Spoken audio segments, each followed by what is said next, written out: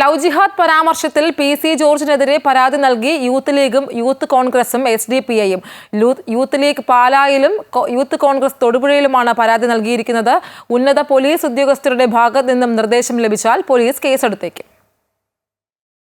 400ഓളം കുഞ്ഞുങ്ങളാണ് ലവ് ജിഹാദിലൂടെ നമുക്ക് നഷ്ടപ്പെട്ട. മീനച്ചി താലൂക്ക് മാത്രം എത്രത്തെ തിരിച്ചു കിട്ടി? 41 തിരിച്ചു. സമയക്കുള്ള ചരിത്രത്തിലേക്ക് കിടക്കുന്നില്ല.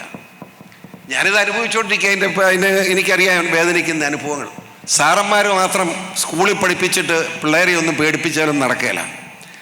സാറന്മാർ അവരുടെ കുടുംബത്തിൽ അവരുടെ ഭാര്യയും മക്കളുമായി ചർച്ച ചെയ്ത് ഈ മദ്യത്തിനും മയക്കുമരുന്നിനെതിരെ പോരാടുക. അതോടൊപ്പം ലവ് ജിഹാദ്. പാലായിൽ നടന്ന ലഹരിവിരുദ്ധ പരിപാടിയിൽ പ്രസംഗിക്കുന്നതിനിടെയായിരുന്നു പി.സി. ജോർജിന്റെ പരാമർശം.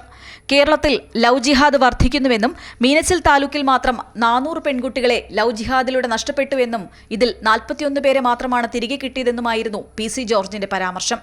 നർക്കോട്ടിക് ജിഹാദിനും ലവ് ജിഹാദിനുമെതിരെ ക്രൈസ്തവരും ഹൈന്ദവരും ഒന്നിക്കണമെന്നും ജോർജ് പറഞ്ഞു. ക്രിസ്ത്യാനികൾ 24 വയസ്സിന് മുൻപ് പെൺകുട്ടികളെ കല്യാണം കഴിപ്പിക്കാൻ തയ്യാറാകണമെന്നും ജോർജ് പറഞ്ഞിരുന്നു. അതേസമയം ജോർജിന്റെ പ്രസ്താവന സമൂഹത്തിൽ ഭിന്നത സൃഷ്ടിക്കുമെന്നും ഒരു സമുദായത്തിനെതിരെ പി.സി. ജോർജ് തുടർച്ചയായ പരാമർശങ്ങൾ നടത്തുന്നുവെന്നും ആരോപിച്ചാണ് യൂത്ത് കോൺഗ്രസ്, യൂത്ത് ലീഗ്, എസ്.ഡി.പി.ഐ എന്നീ സംഘടനകൾ പോലീസിൽ പരാതി നൽകിയിരിക്കുന്നത്.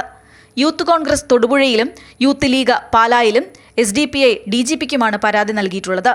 ഉന്നത ഉദ്യോഗസ്ഥരുടെ ഭാഗത്തു നിന്നും നിർദ്ദേശമുണ്ടായാൽ പോലീസ് കേസെടുത്തേക്കും. ചാനൽ ചർച്ചയ്ക്കിടെ വിദ്വേഷ പരാമർശം നടത്തിയ കേസിൽ പി.സി. ജോർജിന് കഴിഞ്ഞ മാസം 28-നാണ് ഈരാറ്റുപേട്ട കോടതി ജാമ്യം അനുവദിച്ചത്. അമൃത ന്യൂസ്, കോട്ടയം.